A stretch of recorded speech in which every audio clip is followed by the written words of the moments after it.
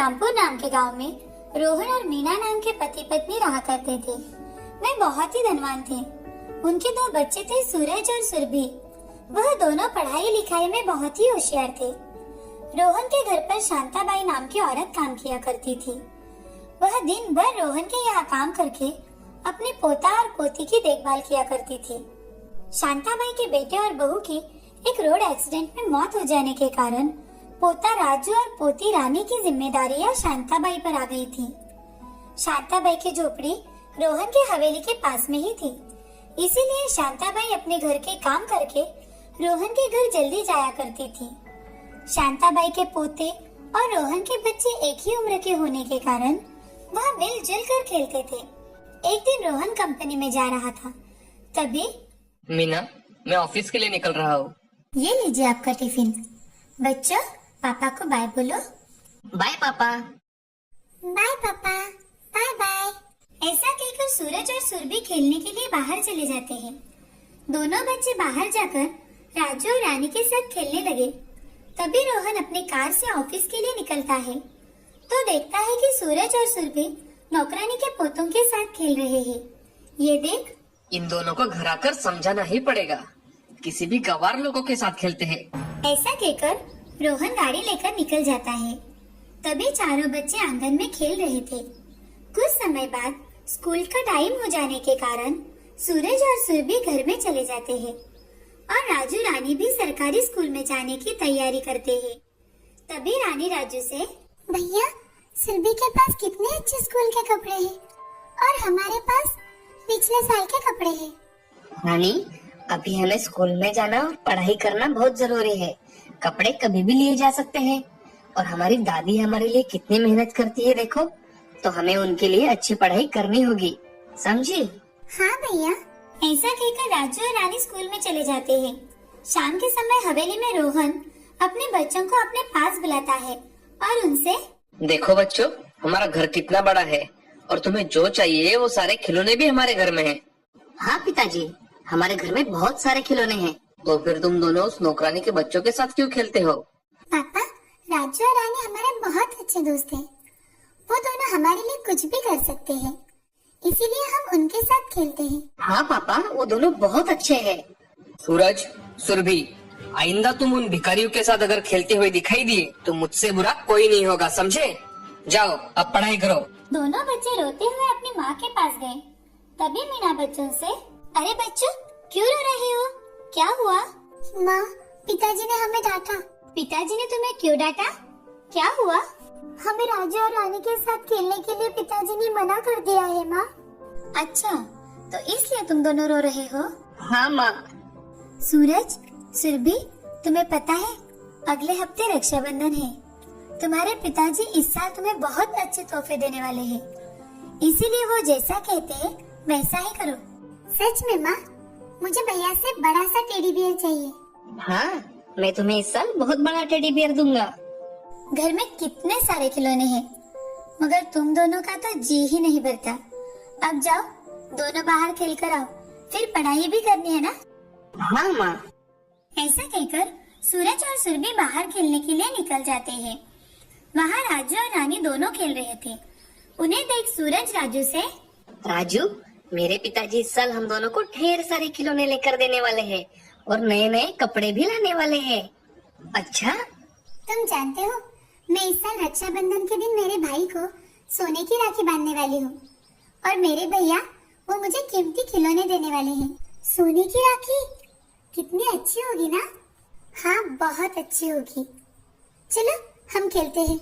ऐसा कहकर चारों बच्चे खेलने लगे। शाम के समय शांताबाई अपने घर के काम कर रही थी।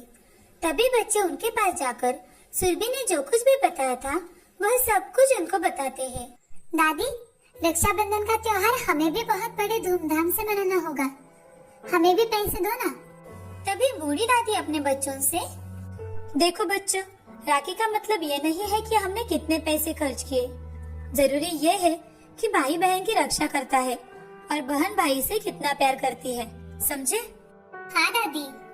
ऐसा कहकर बच्चे पढ़ाई करने के लिए चले गए। राखी का त्योहार आया।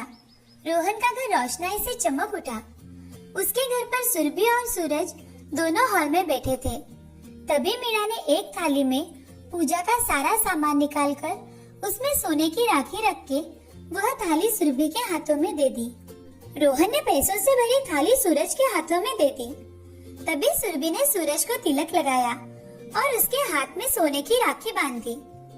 आगे रखे मिठाई के डब्बों में से कुछ मिठाई निकालकर उसे खिलाई।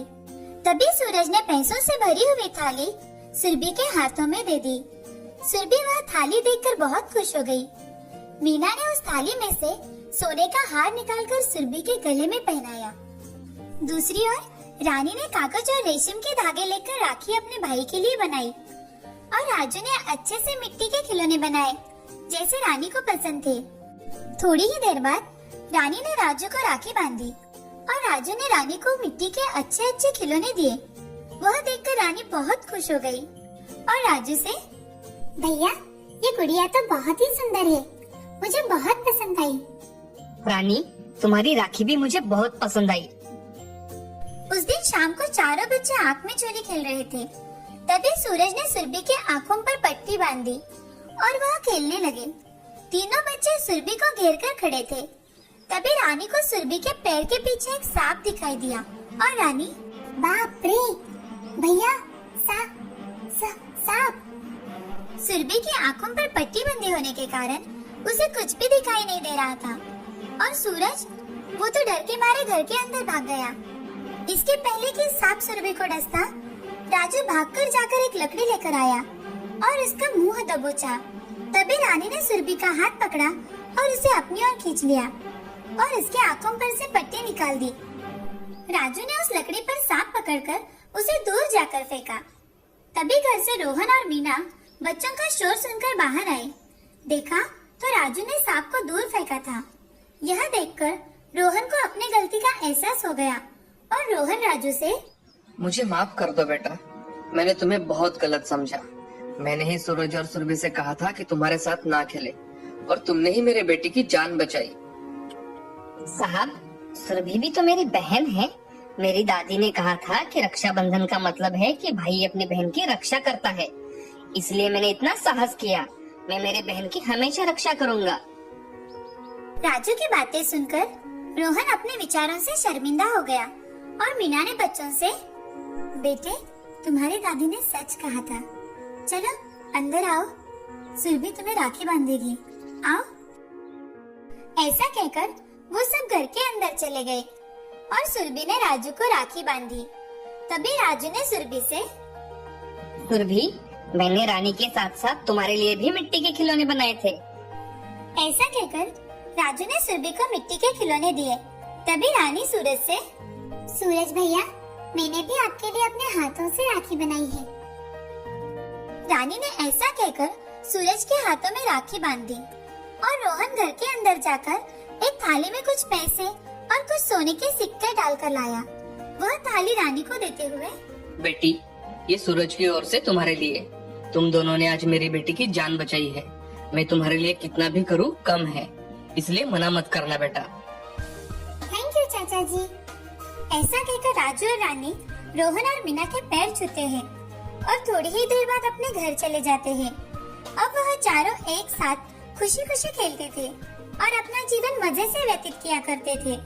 इस कहानी से हमें ये सीख मिलती है कि जिंदगी में हमेशा अपने विचार अच्छे रखो और दूसरों की निस्वार्थ भाव से मदद करो।